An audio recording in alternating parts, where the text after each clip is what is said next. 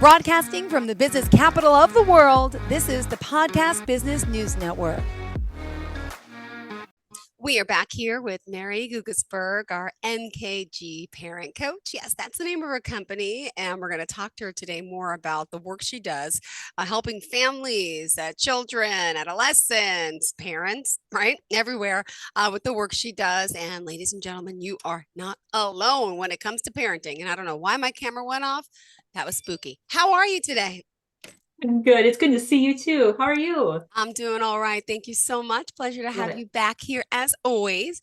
Thank For you. new timers, tell us a little bit about the work you do at MKG Parent Coaching, please. Yeah, so blessed to support parents in this journey of raising their kiddos. MKG Parent Coach, it stands for helping parents show up with mindfulness, Okay. kindness, and gratitude in every parenting situation. And it doesn't just pertain to parents, right? I have teachers that I've worked with, I have grandparents that I've worked with. All of us we need to build our toolkit. So MKG Parent Coach, you can find me online at that exact mkgparentcoach.com, social MKG Parent Coach on Insta, Facebook, LinkedIn by my name. Perfect. And go to the website. And you also mentioned to go online for what does PAUSE stand for? Tell us about that. Yeah, so I created an online course to really have that time for a parent to just practice the parenting pause. So it's being present, attentive, understand, support, and then explore solutions together. We'll talk a little bit about the understand one today. So, All right, perfect. Sounds good. yeah, Yeah. So this is compassionate, right? Conversations is what we're talking about today. And it's all exactly. about when trying to communicate, I should say, with our family members. Yeah. Yeah. Yes. Yeah. Let's talk about that. Yeah, so let me know if this resonates that you're trying to have a conversation with your kiddo, whether they've just walked in the door after school or fill in the blank, whatever time, and you might get the grumble response. You might get a one word. I remember a client telling me that, I don't know. That's 3 words, but my kiddo will go, "Mm." And you literally, because of the intonation that, oh, they just said, I don't know, but I don't know, is kind of the response, right? And then I have also had clients that say they have to yell, that's the only way their kiddo seems to hear them. So if you relate to that, Jill, you said it, right? You're not alone. Yep. Oh, yeah. Get your homework now. Do it because you get so frustrated. Yep. Yes. Yeah. And you've asked Scare 10 tactics. times. Yes. You've asked 10 times and finally you're like, we've all exploded. I call it flip your lid. Yeah. Because there is no such thing as a perfect parent. We're not. And this is that opportunity, whether it's through the online course, you schedule time with myself, it's that opportunity to just build your toolkit. And you're doing that right now by listening to a podcast, right? It's helping me have the tools so that I can show up for my loved ones. Which is super important, but go ahead. Yeah. So what I like to start when I talk about compassionate conversations is that power over parenting or communication or that power under. And even just saying the word power can make it can be a trigger word, right? When we have that power over, when we're in a communications with our kiddos, some ideas to help you understand what I mean is you might blame others. Well, it's not your fault. It's not my fault. It's so-and-so's fault. And then if you're using power under, it's you blame yourself. Yeah. Well, I didn't get everything done because, and you blame yourself. So what we strive for is that parenting with. That's that pause program. How do I show up? Another one that I like to call out is you're judging. You're judging others. Obviously, that would be parenting over. Where if you're parenting under, now we're self-deprecating. We're taking this whole message of I can't do anything. I'm, the should, the shaming. And then there could also be that neutral ground of that parent that's parenting over that says, you do as I say. And then the power under might be, just do whatever you want. Whatever you want. That's when we throw up the white flag as a parent, we surrender. And We sure what do. I bless to do in coaching is just really help parents find that parenting with that, so that you do find that middle ground. So yeah, and Jill, even as I said that, I'm guessing your own body went, ugh, she knows what I'm dealing with as a mom. Yeah. And where I Thank call, goodness I'm like, not alone. yeah, exactly. But how great to think we have these tools. And if you, like, when you heard that, and if a parent is going, oh, Merri, how do I flip the switch? How do I change that? Mhm. And that's when I just invite, jump in, go to my website. There's Yep. a calendar schedule time right on there. You can Mhm. schedule time. And I do start with, what do you love about being a parent? And then we talk about the bumpies, because Yeah. there's a lot of challenges. Last week, I spent a lot of time talking with a client about chores and how do Mhm. we get our kids to put their shoes away, do their homework, help in the kitchen. I mean, whatever the family value comes around when it comes to those chores. And this parent was surprised to think that this age kiddo could do some of these chores that are really very age appropriate. Mhm. When a kiddo serves in the home, it's just as important as knowing that I can serve in my community. Family is just as important. That's a good one. Yeah. Yeah. And it ties with those family values. When I do coaching, that's where I start, is talking about, everybody come together. Let's talk about our family values. And then that plays really nice into having these compassionate conversations, because we value our family. We value our family time. We value. Interesting. Well, how do we change these patterns and behaviors and communicate better? Yeah, yeah. Well, one thing, it's truly head and heart work. It Mhm. is both. I'm going to build my toolkit with my brain, but I'm also going to show up with love. Yep. So that's why I call it that compassionate conversation. This is all based on the Okay. work by Marshall Rosenberg, and his is nonviolent communication. So when we step into this, there's 4 components. It's, what are we observing? Whether I see it, I feel it, I heard it. Um, then we move into feelings. Every Mhm. feeling equals a need. Okay. And then we talk about those needs. What do Mhm. I need? And then we talk about those requests. And I like to build that to be, how can we explore this together? How can we use this request to really truly enrich each person's life? It's pretty powerful. And sometimes when I start talking about this, parents are like, this is so much stuff. It's a lot easier to just keep yelling. And that's where I want to just empower you now as a parent to say, let's just try it. Mhm. Can't hurt Work to try. work together and see. And this might be what gets your kiddo to now open up more. It might really help them look at. One visual I like to use is an iceberg, right? So if Mhm. you've ever, whether you've been on the ocean and seen an actual iceberg, or you could Okay. visualize from a book, is when we're talking to have these conversations, and truly back to that every feeling equals a need. Our kiddo might be throwing a temper tantrum. They might be, we do it too. And it might be, they're throwing a temper tantrum. We personally might use negative words. We might, oh, why did I do that? That self-talk, that negative self-talk. And so that's what we see above. The behavior is what we see in the top part of the iceberg. But then we step into what's happening underneath, peel the layers back. Yep. And, you know, when I was getting a good friend of mine, she uses the phrase, your kiddo's behavior is just their best attempt to get their needs met with the tools they have. I want to say that again. Yeah. Your kiddo's behavior is Uh-huh. just their best attempt to get their needs met with the tools they have. True. Yeah. Yeah. Yeah. So when they are throwing the temper tantrum in the grocery store because you're not buying them the latest and greatest candy, or it's Halloween time, you're not getting the treats that they were hoping to have.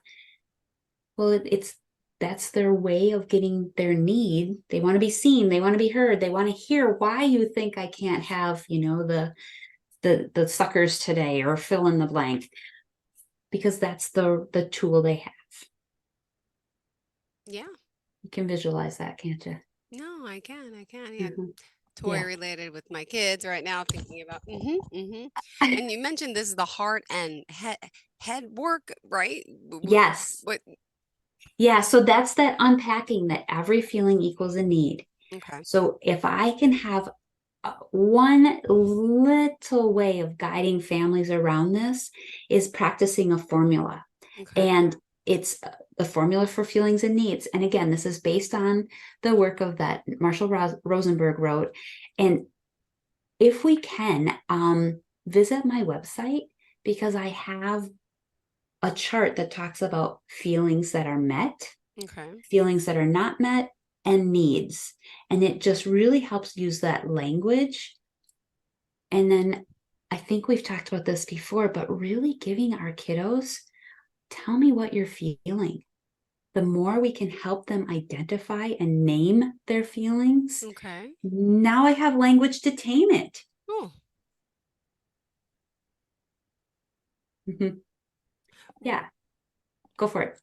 Remind us how we contact you. Yeah. So again, that feelings and needs chart and this formula I'm going to give you in a second, it's on my website. So mkgparentcoach.com, and you just click under resources, and there's a bunch of free resources on there. And this feeling and needs chart is super helpful. My clients will post this someplace that's very visible in their home. Yes, whether it's the Should fridge. I put it on the fridge? Okay. Yeah, the mirror in the bathroom. So you're brushing your teeth and you can be like, oh, that's what that means, or that's what I'm feeling right now. The more we give our kiddos those words.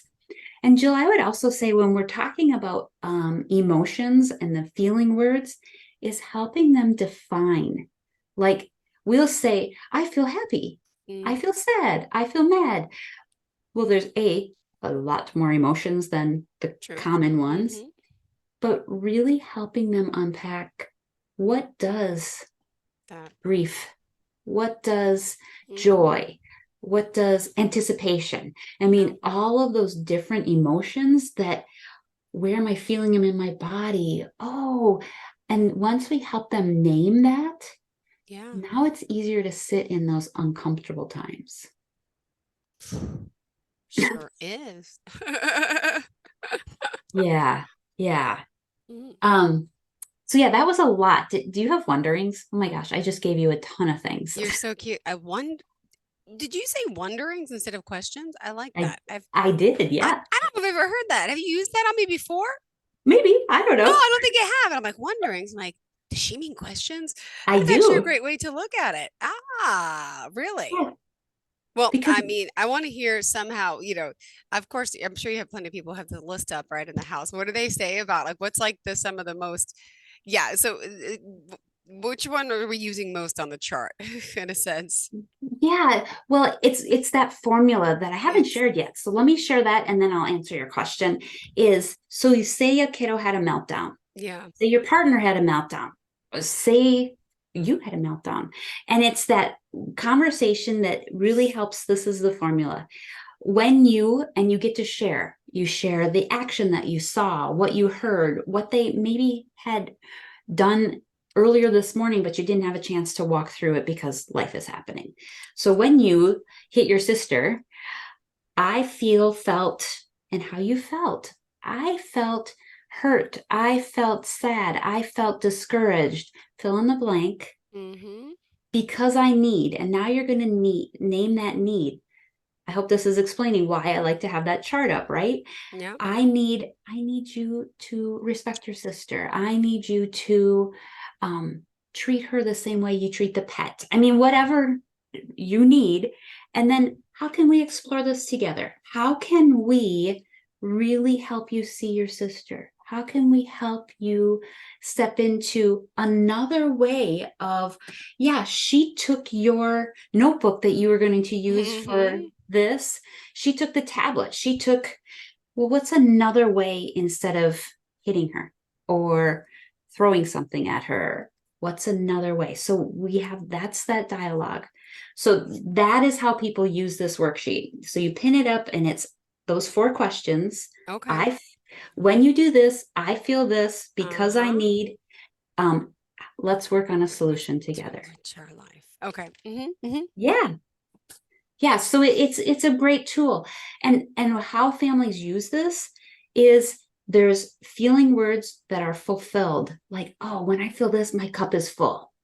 Then there's a section on this page that's like, oh, this is when my cup is empty or really low, because these are my needs. And when we don't use our words to voice our needs, it's sad for me, because I was raised in a time when, oh, you don't tell anyone what you need. No, Merri, that's you definitely have needs, Yeah. but we're not able to advocate for ourselves. Mm-hmm. That's truly my age. I was not brought up that way. So Yeah. it is learning how to help our kiddos advocate for themselves. Interesting. We Yeah. got to do that more though, because not everybody does. And we don't teach our kids at a young age to really do Yeah. all that. Yeah. Yeah. So one way that might be too is, how do you advocate for a voice in your school who might be getting bullied? Well, now you can use this sheet. When Billy got harassed at school, I felt, gosh, talk about empathy, right? Being able to put yourself in the other person's shoes. Well, I need to know that Billy feels safe coming to school. I need to know. So how can I help stand up for Billy? And you use these examples. These are great things to use in books that you read. They're great when you're watching a show and you're like, oh, we're going to pause here because that situation goes against my family values and I want to use it as a teaching time. And it is that great opportunity to have, gosh, compassionate conversations, right? There you go. The topic of today's show. Yeah. Interesting. And the intention of compassionate conversations, we want to help break Yeah. those patterns, which is so hard. Guilty, guilty, guilty. Do you Yeah. still have trouble with this? I mean, I know you kids are older, but like Oh, when yeah. Yeah. So, Jill, you want to know where I have the most challenge with it? It's my partner. oh Because it does. This is yeah, perfect when it comes to all all relationships. relationships. Got it. Yes, not just your kiddos. But if you figure out how to use this, when you do this, I feel this because I need, how can we explore this together? We've done one on screens, and screens is a really big one. When you bring your phone to the dinner table, I feel neglected. I feel not seen, because I need to know that you want to be with me. Mm-hmm. So how can we explore? How can we explore the solution together? And that's that two-way dialogue. This is not a quick fix. This is that opportunity to really hone in and be like, hey, I love you, person, partner, kiddo, coworker. And we both have these needs. How do we work to get our needs met? Mm, Yeah. It's heavy got, stuff, but super important stuff. got it. And you also mentioned active reflective listening. That's the slowing down, right? Okay, got it. It's funny Yeah. because my internet's so slow, so I keep refreshing your notes, and Yeah. unfortunately, they're sticking. So I apologize if I'm back to reflective listening. I'm like trying to No pull it up, worries. and it's funny. No worries. I wanted to print them out today too, and the printer's not working. But anyway, because this is That's good stuff okay. today. You have a lot. You have a lot for us.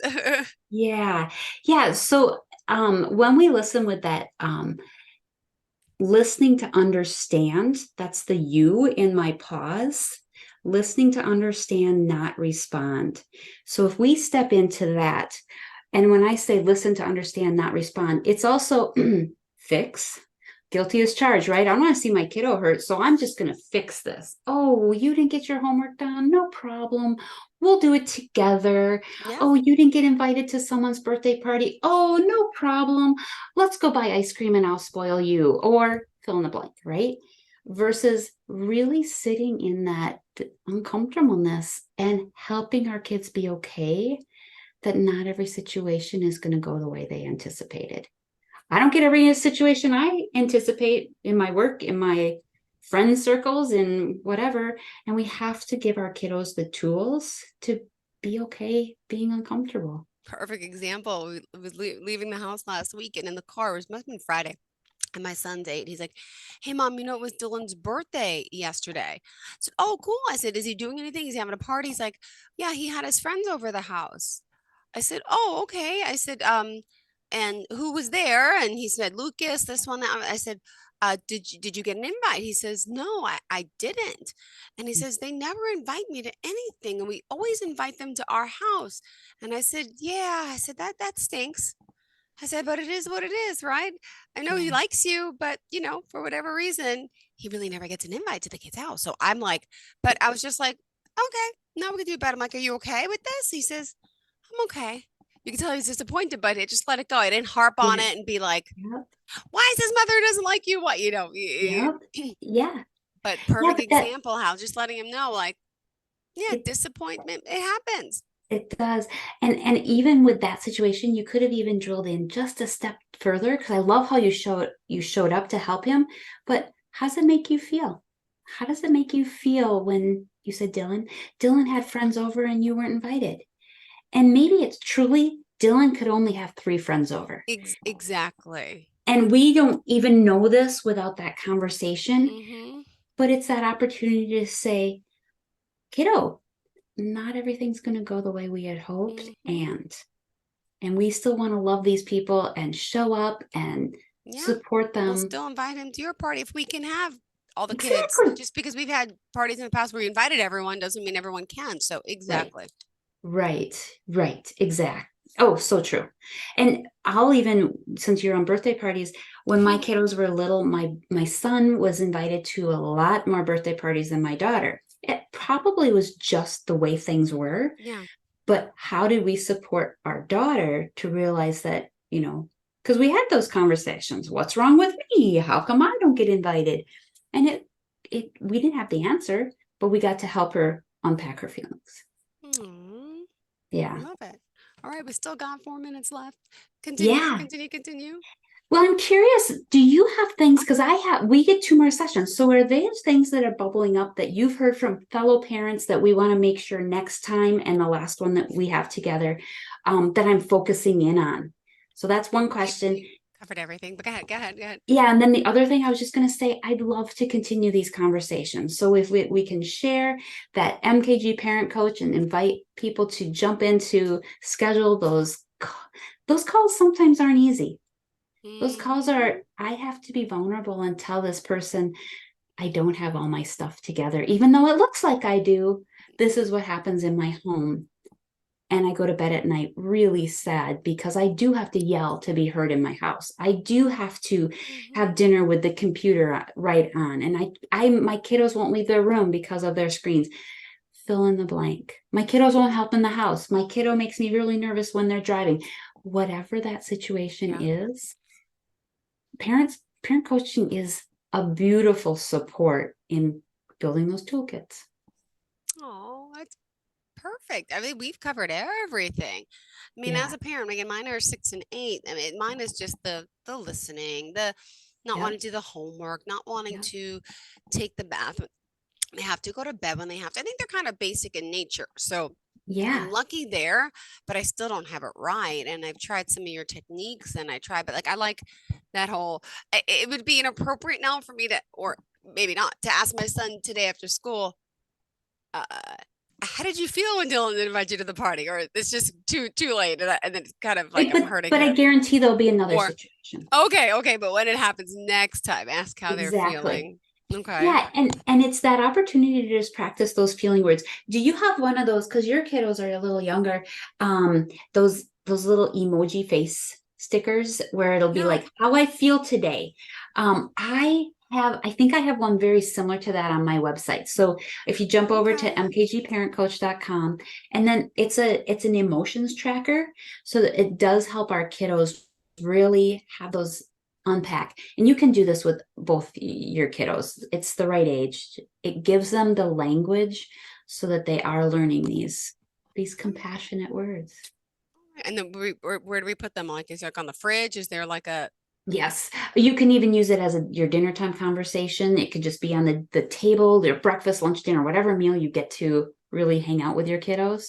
It could be a weekend conversation. I like to remind parents that whatever the topic is, your kiddos are still young, though you may still already start these conversations to have 101-minute conversations versus one big long conversation. Our kiddos need multiple touch points around screens, around treating your friends the way you want to be treated. And yeah. All right. Well, that's it. My goodness. So we only have 2 more shows left. Not only we've had a lot, but Yeah, all right, we've had a great. Absolutely. And how did you want to leave off for today with everyone about? Yeah, so I would welcome them to visit mkgparentcoach.com, check that resource page, schedule a call. And then I'm thinking next time we'll talk about those friendships. We'll talk about relationships. And you're a segue with the birthday party. That's a great reminder of the importance of how do we show up for our friends. So that's a good one. All right. Thank you. Yeah. And when you commit to going to a party and then all of a sudden you got something better to do, or you got another invite, we've already committed to someone. We've done that before too. And it was like, and then arguing with the father saying, well, he doesn't want to go. He wants to go to this one. What's wrong with that? I'm like, no. We committed like 2 months ago, like RSVP'd. Like this is, we can maybe do both, but we have to be accountability. Got to teach our kids that, because some adults don't even know that. All right. MKG parent coach, Merri Guggisberg, thank you so much for today, as always. And we'll talk soon. All right. Yes. Take good care. Are you looking for even more of the podcasts and hosts that you love? The Podcast Business News Network is proud to announce that you now have even more ways to listen live. Check out the MyTuner Radio, online radio box, and Simple Radio apps on iOS and Android, or find us online. Search for Business News Network on mytuner-radio.com, or search Podcast Business News Network on streama.com and onlineradiobox.com/US. Take your podcasts on the go and don't miss a minute of the action.